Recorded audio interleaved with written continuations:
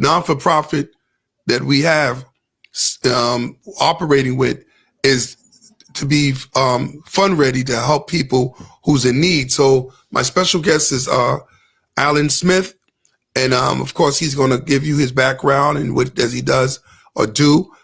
So here's my guest, Alan Smith. Thank you. Thank you, and good afternoon, and Brother Bay, thank you for having me. And I want to send greetings to your esteemed guest and all who are attending today, and thank you for allowing this moment for us to share. And pursuant to your request to me, I still at my age, about 62 years old here, handle a lot of hats. I'm a senior pastor in a faith of believers that follow more of the Aramaean way than the statutory Catholic model of Christianity. Yeah, the Greek, yes. And we're just very excited to work together with all the faiths and just seeing everybody starting to come together. If it took this, then it's going to be worth it, Brother Bay. Yes. So, just so excited to work with yourself, my Muslim brothers, and my Moor brothers. Yes. All around the planet. I'm down here in Chester County, which is just west of Philadelphia, and I have a couple of indigenous brothers that are Moor brothers that I work with out here in a place called Coatesville. Which is a small town that's a Philadelphia suburb. But a little bit about me, my background is in education, but I also have an engineering degree and a business degree. So my website is atsbusiness.com, and there you'll be able to find a lot out about me concerning the kind of projects I do. I do teach at a STEM Academy engineering, where we're shaping young minds in cutting edge technologies, mainly in CAD and engineering and computer programming, to be able to not just follow traditional high school models, but to be able to impact their communities for that ultimate goal of building community equity. And so those students are dual enrolled also in my classroom, where I'm also an adjunct professor at Delaware County Community College down in Delaware County, Pennsylvania. So, wow. But a lot of the work I do is very community oriented. I used a lot of my skills in technology to do programming. I work with the indigenous movement on fintech, financial systems, and those are kind of things that are a little long in working, but we'll continue to work with that. But a lot of the continuous work I do is in this effort of helping nonprofit efforts in raising funds, primarily through grant writing. I've been writing grants going back to about 2008, and I've been able to write a variety of programmatic grants to being a part of large development grants. And so to this point, our conversation, specifically in New York, is that I've been able to develop an application that allows me to pull available resources from online sources and others. I have about 10 grants that I'm reviewing right now. Beautiful. Youth programs here in New York City to assist your mission. So, beautiful. Not to delay, if anybody has any questions or if you want to begin the conversation, we can start there. Oh, well, you laid it out beautifully, Brother Allen. And the background and what you do is awesome, brother. It's very touching. And here you are in PA, and you're doing grants here in New York for the youth, and that's awesome that you are performing that service, because down in the Bronx, we have what you call the last Friday of the month of financial literacy class, and of course I'm the one that keeps that study group going, because I've studied finance for a period of 30 years, maybe even longer.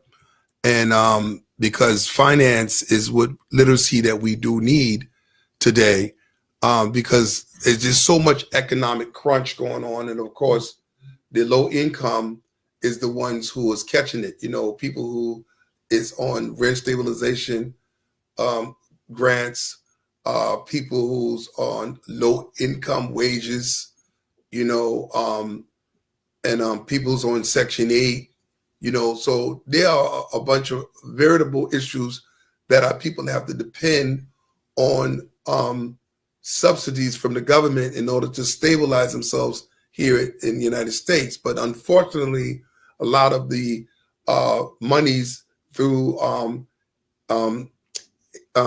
U.S. aid is going to foreign countries, and you have too much VA, you know, veterans who need help, because not all veterans who have give this country their service and their life is really getting the benefit that they should get. Then you got the homeless in New York, that's very heavy, all right? And then unfortunately, when the migrants or the immigrants came over, all right, that even put more stress on the economy within the city of New York, let alone New York State, and of course around the country, you know. So in the financial literacy study group that we have every last Friday of the month, one of the things that I brought up is to have a coalition of non-for-profits, all right, which we need, because then that way, if we have a coalition of non-for-profits, all right, for those who are in need, they can come to any one of the non-for-profits, all right, and meet the requirements to be able to get their help based upon whatever it may be. You know, saying, Brother Allen, so that's why it's so imperative that you come on today's show so people can be aware with the services that you offer, all right? So you can go some more further into it, because it's not going to be a Q&A session. It's just a dialogue just between me and you. So you can go deep into this grant, you know. Before you do that, this is what I want to bring out, because the federal government is cutting out so many grants, because I have one particular individual who I know personally. She just got a $1.6 million grant that she had put in for last year, and she's waiting for the award letter.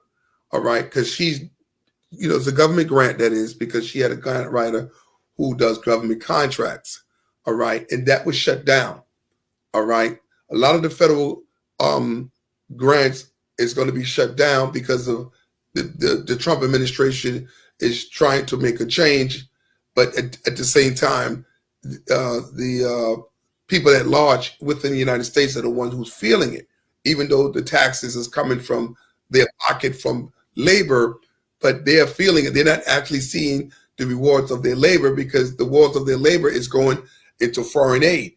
All right. And so they're taking a big hit right now. So what do we do? All right. So, like, for instance, the lunch program. I never knew that the lunch program in the United States is being donated from U.S. aid. So now this year is going to be the last year that the lunch programs, all right, all over the country is not going to get the aid in 2026. So now the states got to work into their treasury and compensate for school lunches that's not going to be aided by the federal grants, all right, which was started by the Black Panther Party, you know, back in the 50s and the 60s, all right? But the point is, what I'm making is that this is where the coalition of non-for-profits, those who are listening should apply for a non-for-profit, so you could be what? Grant ready from the private sectors, because even if you're not getting it from the government per se, the private sectors, there's so many hundreds of thousands of private sectors out there that when you can do grant writing, you can meet that requirement and still get that non-for-profit funded, so that way you can help your community, because the purpose of the non-for-profit is a community-based service to help the people in the community, since the government is going to fail us because of what's going on with these budget cuts, all right, that we need to take control of our own finances so we won't have to wait on the government, all right? So we don't know how the Social Security checks is going to be cut, because all these employees are being laid off. All right. So that means there's going to be a slowdown in the processing. All right. So you may not even get it on the first, of the month. So I just wanted to bring that out, Brother Allen. Well, certainly that sets the table for a good conversation. You mentioned a lot of things there. The Trump level cuts. You mentioned, what it takes to create a nonprofit. And then you mentioned this idea of nonprofits coming together to do some joint work. So I think I can address three of those three things. Some may be better than others. Yes. But I do, believe it or not, have a pretty optimistic view of this because, I'm not trying to call more, but if that's all they got, I think they underestimated us, Brother Bay. Got you. I think that, I think there's some other things working at it. When you get into where we are pretty much, positioned geographically and, our social security numbers, whereby, I think they set it up for their red line purposes to control our bond and that kind of thing, to monetize us. True. I think they didn't understand that the opposite thing could happen too. And True. If we come together and put together large community trusts, even regional trusts, we can touch systemically with our own systems overnight. My estimation is 60 to 70% of us, because with all of our middle social security numbers being even, and then us being in a preponderance of the same census tracts, that's most of our population. So it won't take but a basic computer program and Yes. some knowledge of payment systems to distribute funds That's overnight to all of us that we put together. So I don't know how many people, I don't know if I might have spilled the beans here, but not really. But listen, we're going to take a commercial break. We'll be right back. We're going to pick up what you left off. Very interesting. Very interesting point.